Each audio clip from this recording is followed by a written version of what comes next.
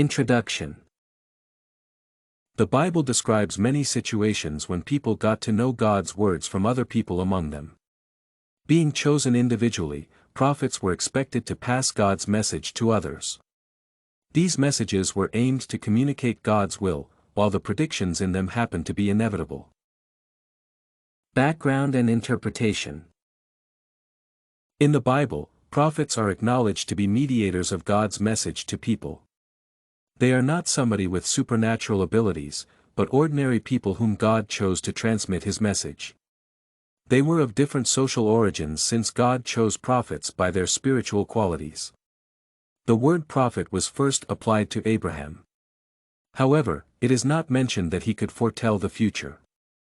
Like other characters from the Bible who were proclaimed prophets, patriarchs were considered as people through whom God transmitted his messages as well as words of edification, denunciation, and consolation.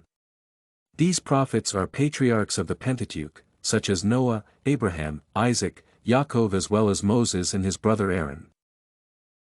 At the time of the prophet's service, Hebrew people were in moral decay.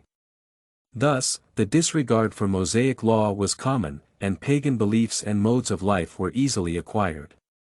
Therefore, the main aim of the prophets was to return the Hebrews to God who had led them out from Egypt to his law. The prophet strictly denounced sinners regardless of their position in society, be it ordinary people, priests, or rules. Denunciation and warnings were also addressed to neighboring folks. Besides, prophets' denouncing and warning statements are closely connected with Israel and surrounding states. The Bible describes several ways of passing the prophecy on to a prophet and then to people. The first one is transmitting a message in the course of direct communication with God in a visible appearance, which is called theophany. The second one is bath kol, which is a vocal message from God. Some other ways are visions, dreams, messages sent with an angel, special inspiration by the Holy Spirit on a person's senses. The prophet, in his turn, transmitted the message to others orally or in writing. In some situations, the messages were transmitted through prophet symbolic deeds, which are so-called visual prophecies. For example, Ezekiel organized a symbolic siege of the city, whereas Jeremiah broke a jug. Receipt and transmission of a prophetic message in the Bible are not connected with any ecstatic state of a prophet. Prophets received the message while being conscious. This fact distinguishes biblical prophets from pagan and occult foretellers who entered a special ecstatic state and did not understand what they were saying during this trance. The Bible considers prophecy as a special revelation from God to a person. In the beginning, the Bible describes a direct communication between God and the first people. Then the fall is described together with its consequences. Adam and Eve had to hide from God when they heard his voice in Eden after their fall. The feelings of fear and shame became a serious obstacle to the communication of God with people. After that, God appeared only to a few people who were supposed to become messengers for others. When in some cases God especially exhibited his presence, some people experienced tremors and tried to avoid this communication. For instance, when God proclaimed the 10 Commandments on Mount Sinai with his voice, people were scared and addressed Moses to be a mediator in their communication with God. Moses never claimed to be the only mediator between God and people. When Moses was told that there were other prophets in Israel, he was asked to prohibit it. However, Moses replied, "Enviest thou for my sake? Would God that all the Lord's people were prophets and that the Lord would put his Spirit upon them."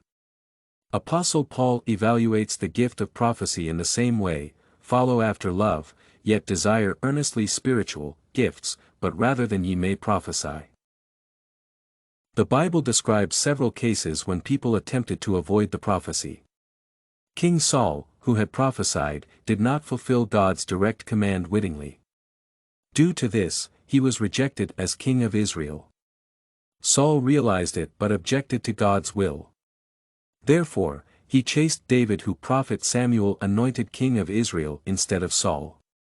After getting no reply from God, Saul broke God's will one more time by addressing a sorceress, which was prohibited by Moses' law.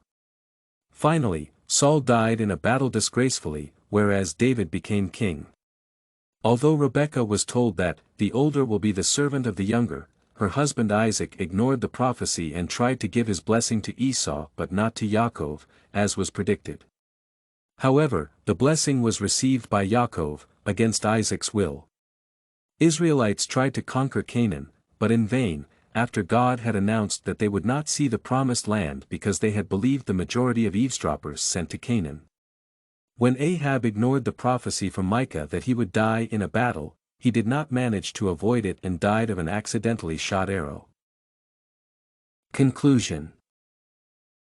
In conclusion, it is necessary to point out that God chose prophets individually regardless of their origin because these were spiritual qualities that were of importance. Prophets were supposed to transmit the message which aimed to communicate God's will. The predictions in the message were inevitable.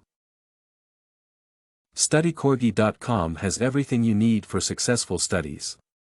Writing tools, informative articles, and essay samples. Come check it out.